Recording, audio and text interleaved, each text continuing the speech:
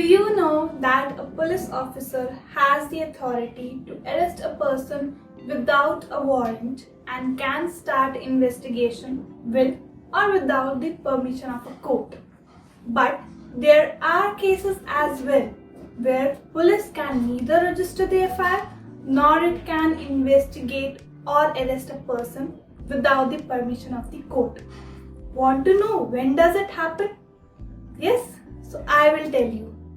Hello guys, welcome to another new video in which today I, Preet Verma, will be discussing about cognizable and non-cognizable offences and as well as their differences.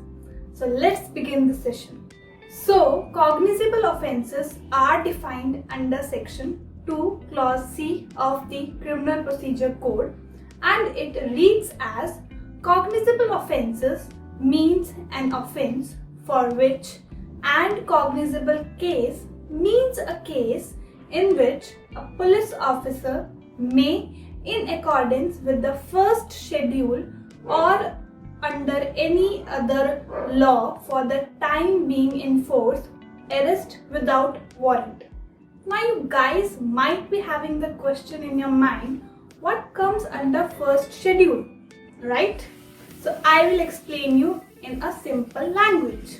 Some of the examples of cognizable offences which are included in first schedule are sedition, rioting, being a member of unlawful assembly, committing affray basically means using or threatening unlawful violence towards another.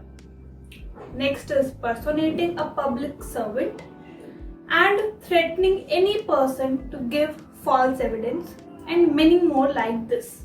Other than this, there are some essential requisites of a cognizable offence, like it is an offence under Indian Penal Code or any other law for the time being in force. Second, the police officer is empowered to arrest without warrant in accordance with the first schedule or under any other law which is in force. Cognizable offences are generally of serious nature and it means capable of being taken cognizance of. I hope now you guys have clearly understood the concept of cognizable offences. So let's move on the second term, that is non-cognizable offences. So non-cognizable offence is basically defined under section 2 clause L of the Criminal Procedure Code, and it reads as non-cognizable offence means an offence for which and non-cognizable case means a case in which a police officer has no authority to arrest without warrant. In simple words, non-cognizable offences are those offences which are shown as non-cognizable in the first schedule of the code, such as non-treatment of victim by hospital, public servant unlawfully engaging in trade, bribery, false statement in connection with an election, false claim in a court of justice, fraudulent use of false weight or measure, and many more like this. So in such cases, a police officer cannot arrest an accused without the permission of the magistrate, and generally judicial magistrates issue warrant to arrest the offender of the non-cognizable offence. Now I hope you have understood the meaning of both cognizable and non-cognizable offences. So let's discuss the major differences between two of them, cognizable and non-cognizable offences. So the first basis of difference is definition. As I have earlier told you, cognizable offence means an offence for which and cognizable case means a case in which a police officer may, in accordance with the first schedule or under any other law for the time being in force, arrest without warrant.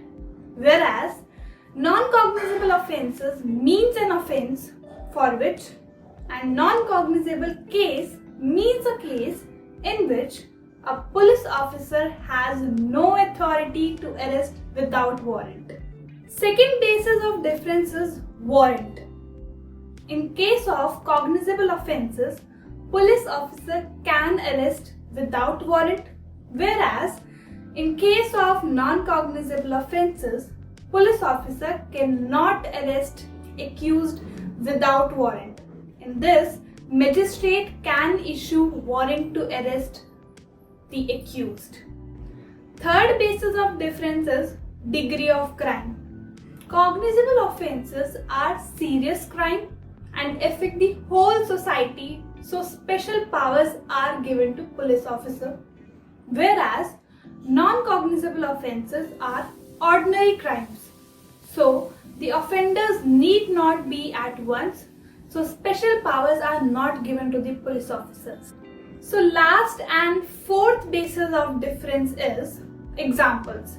So examples of cognizable offences are like waging or attempting to wage war, or abetting the waging of war against the government of India, murder, rape, dowry death, kidnapping, theft, criminal breach of trust, etc.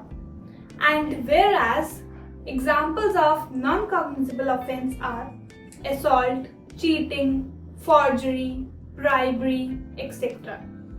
So hope you guys now understood the meaning of both cognizable and non-cognizable offences, as well as difference between them. So see you in the next video with another new interesting topic. Bye bye.